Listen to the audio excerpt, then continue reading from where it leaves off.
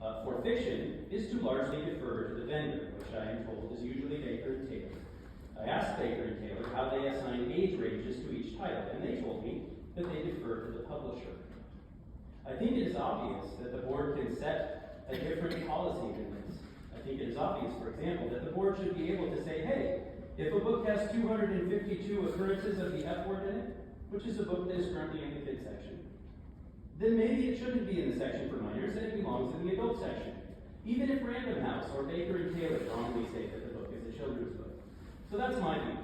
Unfortunately, there are 3 lawyers in the room. At least one of Ms. Waterman's lawyers apparently wishes to argue, in fact, that no less than the United States Constitution bars the board from making policy about initial shelving location for fiction, and that the Constitution grants that authority only to the publisher of the book. This is a surprising position. Why should the publisher, who has different concerns than our community, be given the sole right to make this decision? The publishers are largely concerned to sell books, of course, and so they are thinking about things like marketing and not what is best for children or for our community, or how a public library in Fishers, Indiana would best serve its patrons.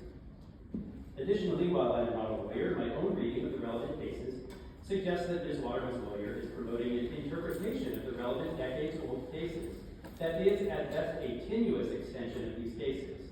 These particular court cases address the question of moving books that have already been acquired and shelved to a restricted area, and the question of removing books from the library altogether. But neither of these issues is under discussion here. We are talking about shelving location for new fiction acquisitions, not moving books already shelved to a restricted area. Indeed, there is no restricted area in Hamilton East Public Library.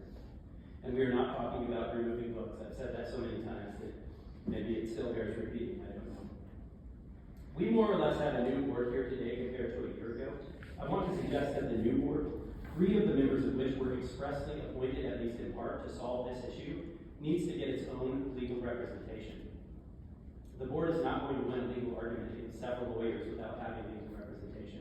The board cannot receive legal advice from Ms. Waterman's lawyers, since they are going to represent her view of the matter, which differs from that of the appointing bodies and the majority of the board. So please take the steps necessary to get the representation you need so that you are able to set policy for the library. Thank you. Okay, thank you. Next up.